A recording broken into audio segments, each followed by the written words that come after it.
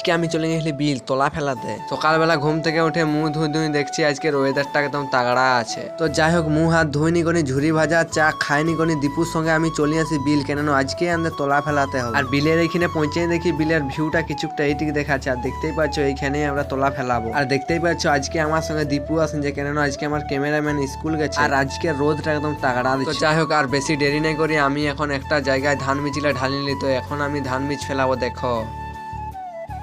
তো যাই হোক আমি কষ্ট মষ্ট করে ধান গুলা ফেলাই কমপ্লিট দিন দিলে দেখতেই পাচ্ছি। আর আমার পা হাতে দমে কাদা লাগিয়েছিল, তখন আমি একটা নালার জলে ধুই নিলি। তো যাই হোক ঘর যেতে যেতে দীপু বলছে একটা সাইকেলে স্ট্যান্ড দেখাও, তো দেখতেই পাচ্ছ ও দেখাতে ঠিকভাবে পারলো না। তো তারপর আমরা ঘর যেতে যেতে দেখি ছুটু ইউটিউবার স্কুল যাচ্ছে, কেন ওদের পরীক্ষা চলছে। তো তারপর আমরা রাস্তার ভিউ দেখতে দেখতে ঘর চলে আসি। তো আমরা রাস্তা যেতে যেতে দীপ্তর সঙ্গে দেখা হয়ে গেল। তো দীপ্ত বলছে চ ঘর চ, সবাইকে এখন আদা চাটনি খাওয়াবো। ঘর পৌঁছে সবাইকে একটা একটা আদা চাটনি দিয়ে নিল, দেখতেই পাচ্ছ সবাই এখন আদা চাটনি খাচ্ছে। তো আজকের মিনি ব্লগটা এটুকুই ছিল।